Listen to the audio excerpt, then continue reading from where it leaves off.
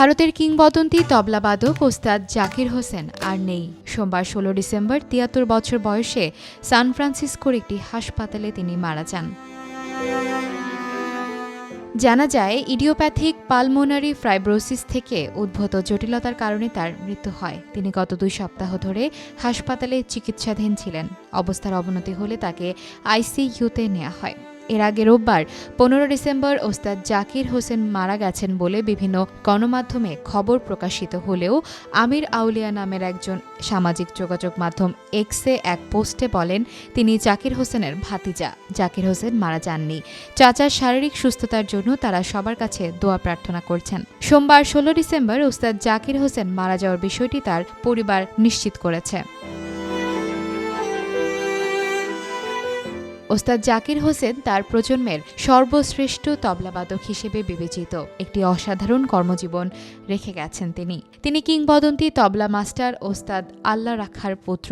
জাকির সঙ্গীত জগতে অমূল্য অবদান রেখে গেছেন। তার মৃত্যুতে সঙ্গীত জগতে শোক নেমে এসেছে।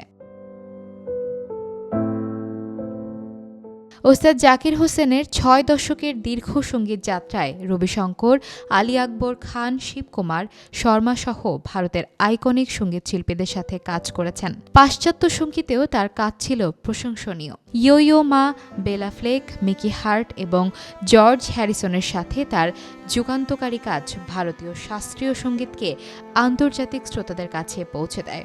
জাকির হোসেন তার কর্মজীবনে ৪টি গ্র্যামি পুরস্কার অর্জন করেছেন।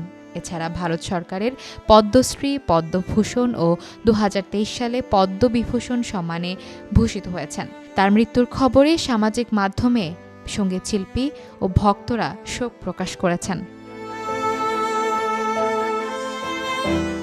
তার মৃত্যুতে রাজ্যসভার সাংসদ প্রিয়াঙ্কা চতুর্বেদী সামাজিক যোগাযোগ মাধ্যম এক্সে এক পোস্টে বলেন, তবলাবাদক ওস্তাদ জাকির হোসেনকে ছাড়া সঙ্গীতের জগতে শূন্যতা নেমে আসবে। তার পরিবার, বন্ধুবান্ধব ও বিশ্বজুড়ে তার ভক্তদের প্রতি আন্তরিক সমবেদনা। আমার প্রার্থনা, ওম শান্তি।